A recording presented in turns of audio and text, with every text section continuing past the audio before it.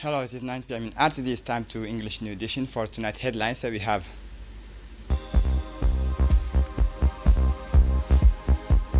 the Minister of Health rallies families for a decisive campaign.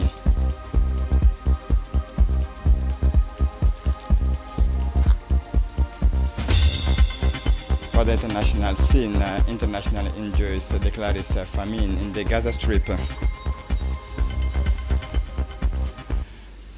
Welcome to our newsroom. The visit of His Excellency Victoria Abrahamchenko to La Casale as part of her official mission to Djibouti, accompanied by her delegation in the presence of the Russian ambassador to Djibouti as part of her official visit to the Republic of Djibouti. Ms. Victoria Abrahamchenko, Deputy Speaker of the State Duma of the Russian Federation, visited the site of La Casale on Friday, April 11, 2025, accompanied by the Speaker of the National Assembly, Dileta Mohammed Dileta, as well as members of the Djiboutian and Russian parliamentary delegations. Also present was Michael Golovanov, Ambassador of the Russian Federation to the Republic of Djibouti, Honorable Safiya Almi Jibril, the first Vice President, Honorable Omar Ahmed Ouaid, the second Vice President, and the Honorable Saliban Daher Bile, the Secretary of the Bureau, Honorable Ibrahim Abdo Casters, and Honorable Hussein Abdul Qadir Ali, members of the Russian-Djibouti Parliamentary Friendship Group.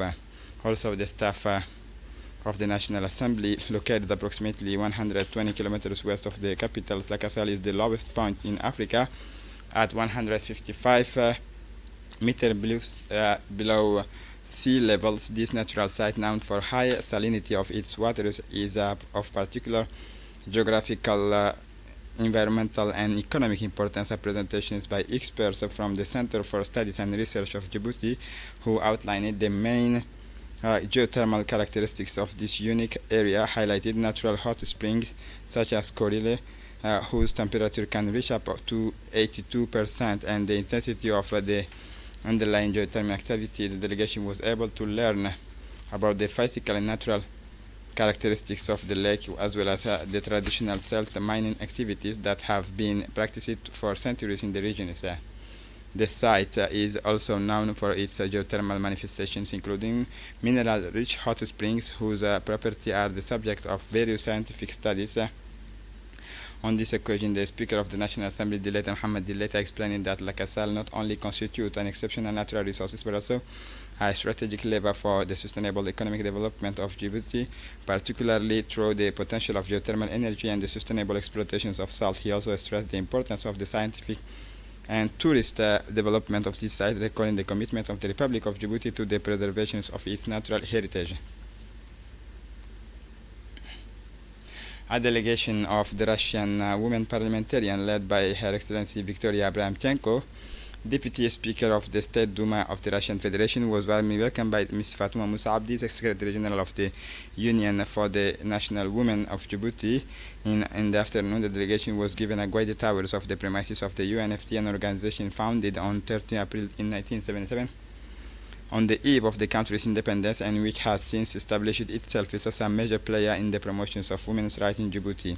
The meeting was attended by the first Vice President, Honorable Safiya Almi Jibril, several members of the Bureau of the National Assembly, the Russian Federation Parliamentary Friendship Group. This immersion enabled the Vice President and her delegation to gain a better understanding of the missions, of project and achievement of these pioneering institutions in the economic and social empowerment of women, the fight against female genital mutilation, and the strengthening of their participation in political and public life. On this occasion,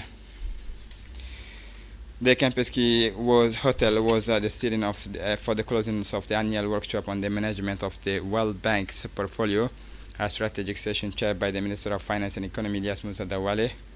The workshop, which focused on the management review of the World Bank portfolio in the countries, is part of a proactive approach aimed at optimizing the use of resources allocated to development projects. The ultimate goal is to accelerate Djibouti's economic and social transformation while consolidating the gains already made. The meeting, which was marked by an atmosphere of determination and collaboration, provided an opportunity to assess the progress made, as well as the persistent challenges in implementing the initiatives supported by the World Bank. However, this ambition is confronted with operational and structural obstacles that require particular attention. The discussions highlighted the significant progress made in several priority sectors, notably energy, infrastructure, education, health. However, stakeholders were quick to point out the constraints that are still holding back progress. This includes administrative delays, shortcomings in interinstitutional coordination, and difficulties related to deficient observations of funds. These problems the Minister of Foreign Affairs and International Cooperation, Abdul Qadir Hussein Umar, has received yesterday the high-ranking delegation from Kenya. The Minister of Foreign Affairs and International Cooperation, Abdul Qadir Hussein Umar, has welcomed the delegation in his offices.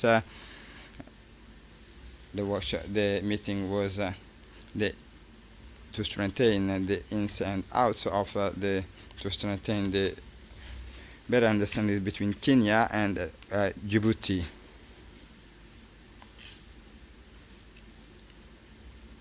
The meeting was attended by the Secretary General of the Ministry of Foreign Affairs and International Cooperation, Muhammad Ali Hassan, and the Directors of the Public Affairs of the National Police, Umar Hassan.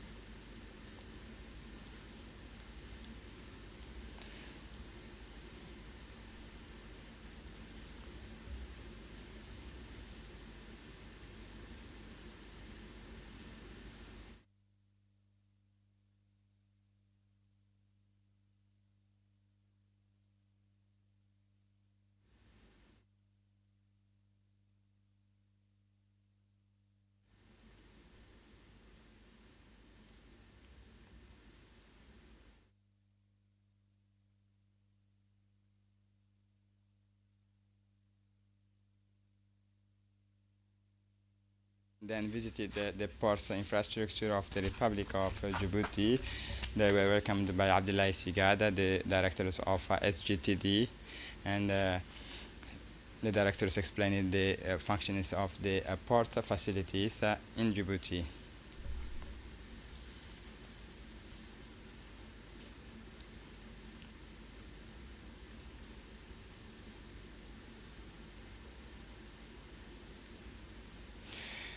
The Minister of Health made an important statement on our airwaves ahead of the launch of the national polio vaccination campaign. The campaign, scheduled to run from 12 to 16 April 2025, aims to protect all children from this crippling disease, with the health teams going directly into their homes.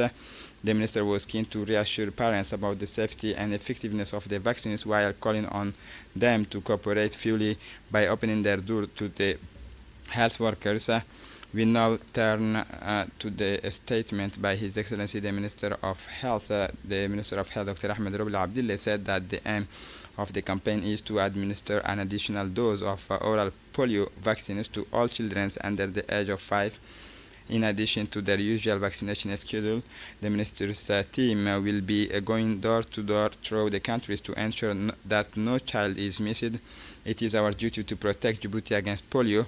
To achieve this, it is imperative that all our children under the age of 5 receive the polio vaccine systematically whenever it is offered, said the minister. He also made an urgent appeal to parents, encouraging them to make vaccinating their children a priority, not only for their well-being, but for that of the whole countries.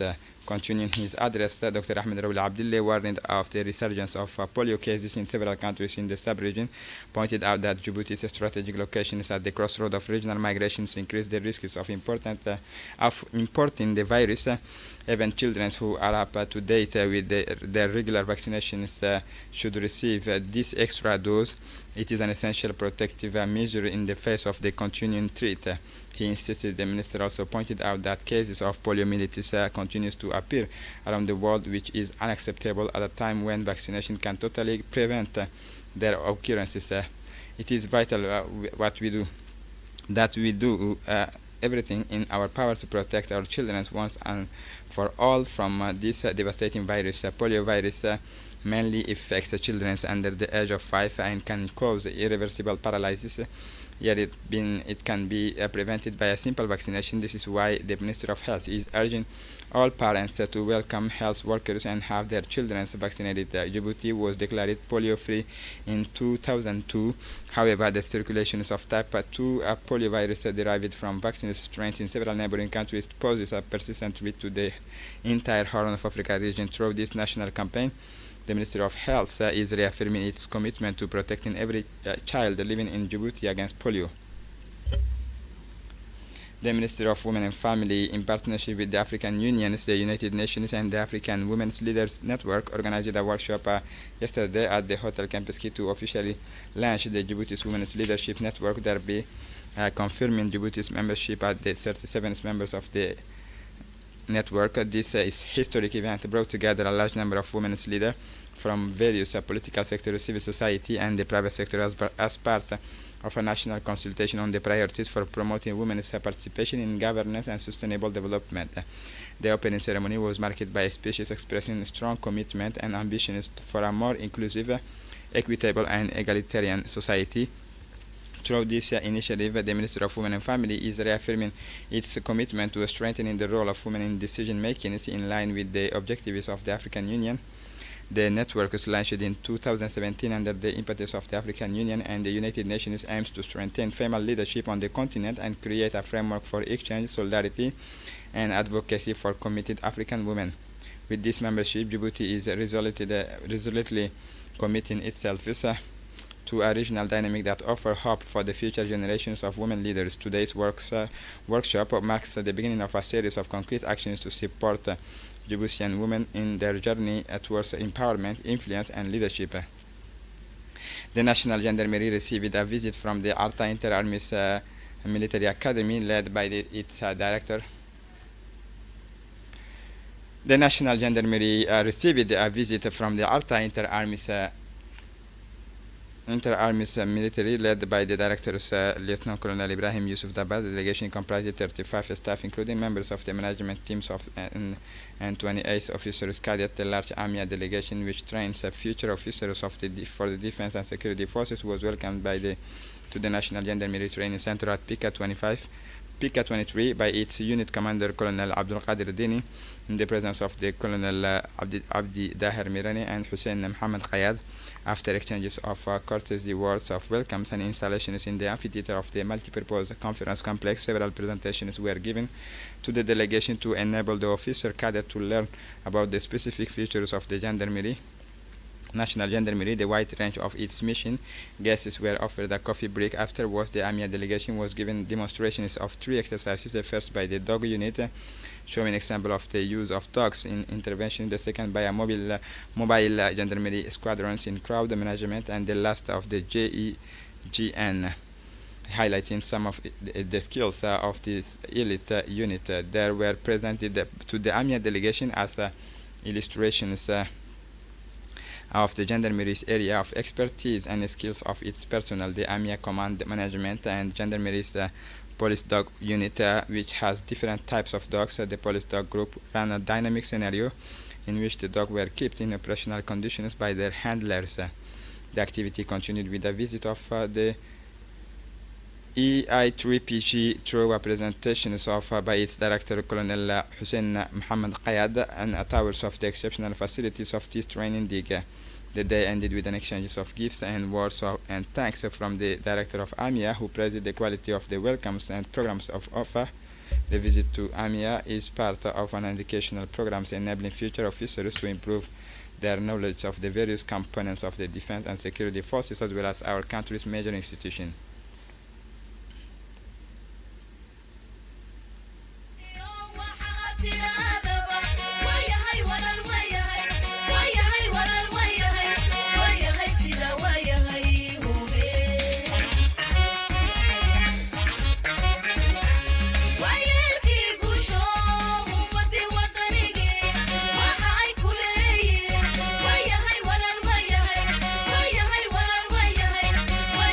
The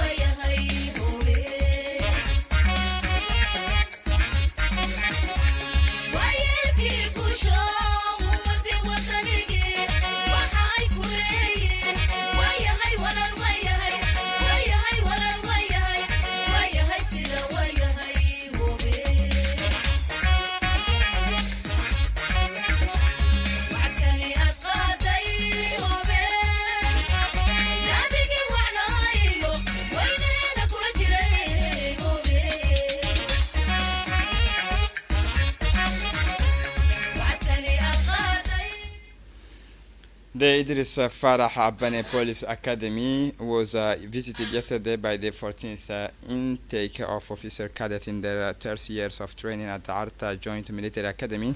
The young officers were accompanied by the director, Colonel Ibrahim Yusuf Dabbar, as well as several instructors, Colonel Izzeddin Amrani and Colonel Leborgne, Lieutenant Colonel Abdi Hussein, doctors of the AMIA. The visit was part of a series of educational outing organized for officers cadet, giving them an opportunity to discover various national institutions.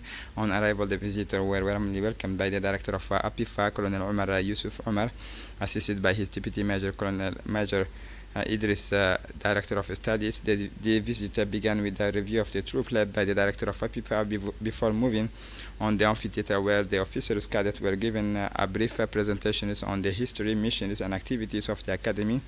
One of the highlights of the day was when the French National Police Squadron Brigade impressed visitors with a demonstration of galloping riders. People even had the opportunity to take a brief introduction to horse riding. The Police National Brass Band also added to the atmosphere, sharing a few musical notes with the future Army officers. The visit ended in a convivial atmosphere with an exchange of symbolic gifts, followed by the traditional group photo.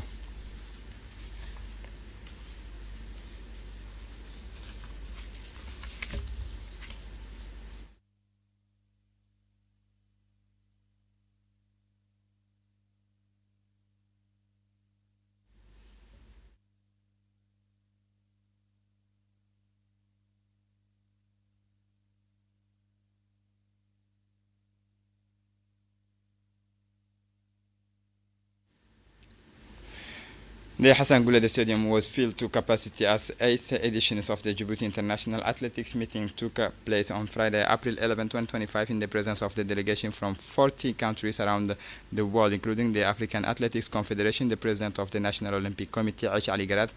The leaders of the Djibouti Athletics Federation were present on the ground to ensure the smooth running of the sporting event. In advance, the Djibouti Athletics Federation had provided the means to achieve its ambitions to ensure the success of the sporting event. This included spectator receptions, athlete accommodations, logistics, and the practicability of the running tracks to international standards. Under these conditions, some 40 international athletes took part in this meeting, which took place for the 8 consecutive years in our countries. Some were nationals, while others came from countries in the regions and the rest of the continent. This year's competition featured African and Arab athletes who have achieved remarkable performances at international championship and the Olympic Games. 14 nations were represented at this international athletics meeting in Djibouti.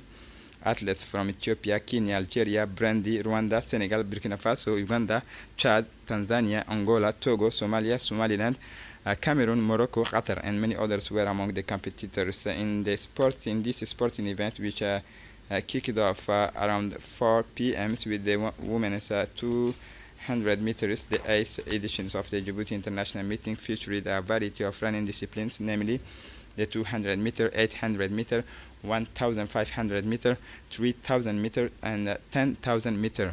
The 8th editions of the Djibouti International Meeting concluded in better conditions for the running competitions. Mr. Abdul Qadir Hamad Daoud, the winners of the Head of State Grand Prizes, paid a courtesy visit and raised awareness of inclusionists and the training of supervisors. As part of the promotions of the disability sport actively supported by the President of the Republic, a courtesy visit was organized at the initiative of the stakeholders in the disability sport movement. The visit highlighted the importance of including people with disability in sport, as well as the need to train coaches in order to guarantee high-quality sport that is accessible to all. Mr. Abdul Qadir Hamad was first received at the Obok Prefecture offices by the Deputy Prefect Mohammed Awad, where discussions were held on ways of stepping up actions to promote disability sport and encourage disabled people to take part in the sporting competitions. He then continued his visit to the offices of the President of the Obok Regional Council, where fruitful discussions led to closer collaboration between the local authorities and those involved in disability sport. The two institutions undertook the work to work together to establish a framework on inclusion and to train coaches to ensure that sports is accessible to disabled people. Mr. Abdul Qadir Muhammad, a winner of the grand prizes of the head of state, with his team, he is continuing his tour to raise awareness and promote disability sport in the regions after making his marks with his initiatives on Thursday, 10 April 2025. He traveled to the region of Tajura, where he was warmly welcomed during his visit. Abdul Qadir Muhammad was first received by the prefect of the region, Muhammad Abbas, and the president of the regional council, who stressed the importance of including people with disability. The meeting provided an opportunity to discuss the challenges faced by disabled sports peoples and possible solutions to promote their integration into the sporting world. At the same time, training was given to local coaches to prepare them to better support disabled athletes. The aim of this initiative is to enhance the skills of the coaches and ensure quality coaching for the athletes. Mr. Abdul Qadir Muhammad continues to play a key role in promoting disabled sports across the country. His efforts are aimed at creating an inclusive environment and encouraging people with disability to take part in sporting activities.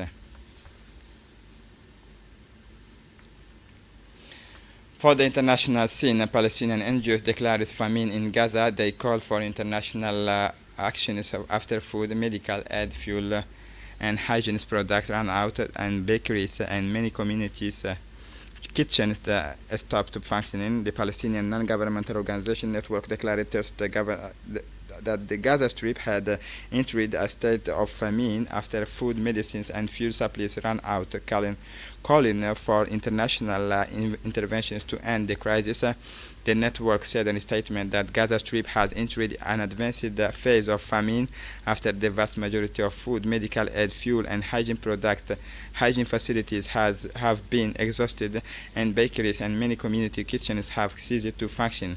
The networks called on the Palestinian authorities and the United Nations to declare the Gaza Strip a famine zone and for all parties to assume their responsibilities in the faces of this unprecedented catastrophe. It also called for an international intervention to provide international protection to the Palestinian people, open all crossing into the Gaza Strip, and ensure the establishment of safe humanitarian corridor for the entry of humanitarian aid and medical relief personnel. And to close up this edition, in New York, a helicopter crashes into the Hudson River, killing 6 people, according to the city's police chief. The aircraft had been flying for several minutes before its downfall. An investigation has been launched into the cause of the crash.